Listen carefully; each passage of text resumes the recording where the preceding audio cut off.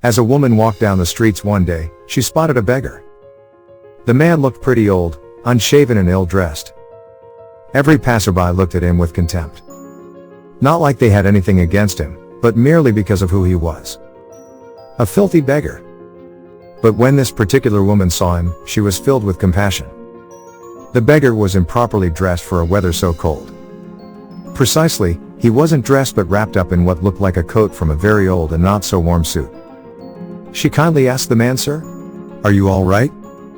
The man looked at the woman, who, clearly by her appearance, was a demonstration of what people from a wealthy background looked like. The old beggar thought that she, like every other person, was mocking him. "Leave me alone," he growled. The woman did not move.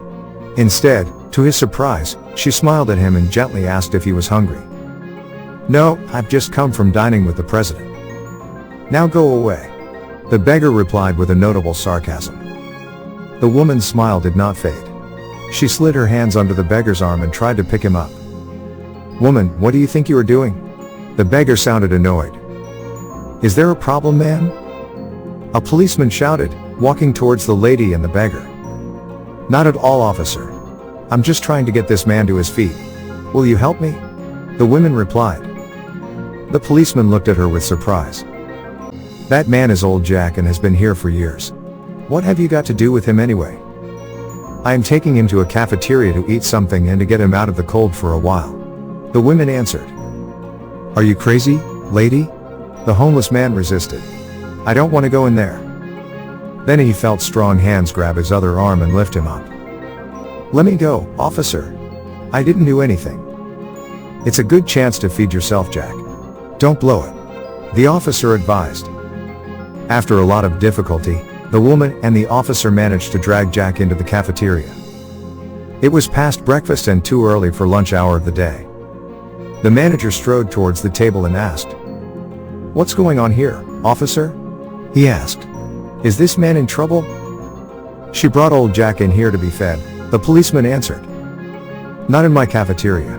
People like him are bad for business," the manager angrily retorted. "Now you know why I didn't want to come in here, woman," Jack said to the lady.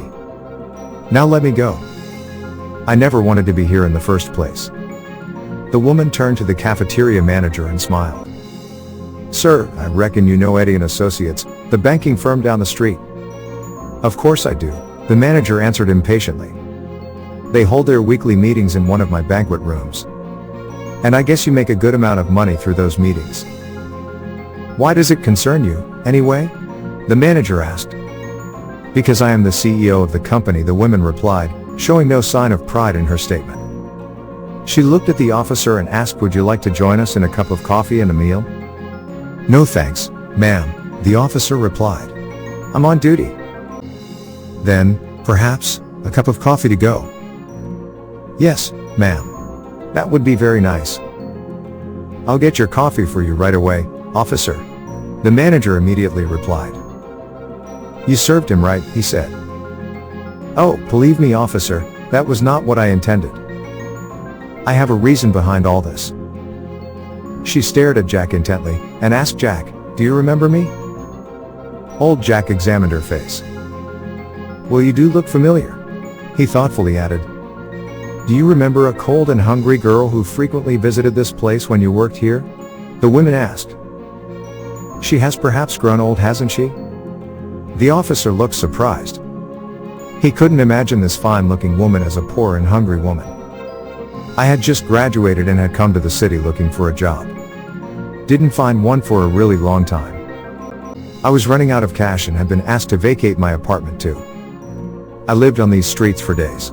It was the cold month of February, I still remember. And that's when I found this place and walked in hoping to find something to eat that my little budget could afford." Jack's face suddenly lit up.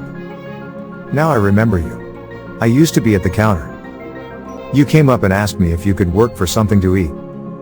I said that it was against company policy." "I know," the woman said. "Then you offered me the biggest roast beef sandwich, a cup of coffee, and a table for me to sit and enjoy the meal. I saw you put the price of my food in the cash register." "So you started your own business?" old Jack asked. "No, not exactly. That very afternoon I got a job. I worked my way up. Then, I started my own business. She opened her purse and pulled out a business card. Please pay a visit to the personnel director of my company. I'll go talk to him now. I am sure there is something in my office for which we can use your help. We can even pay you a certain amount of your salary in advance. Fighting back the tears, Jack asked, "How can I ever repay your kindness?" "You don't have to," the woman answered. "Thank Jesus. He led me to you." "Thank you for all your help, officer," she said to him as they both walked out the door. "On the contrary, Ms. Eddy, thank you. I saw a miracle today. And of course, thank you for the coffee." Moral of the story: no act of kindness, no matter how small, is ever wasted. Thanks for watching and be blessed. Please like and subscribe for daily motivational videos. And don't forget to turn on post notification so that you always get updates whenever we post new videos.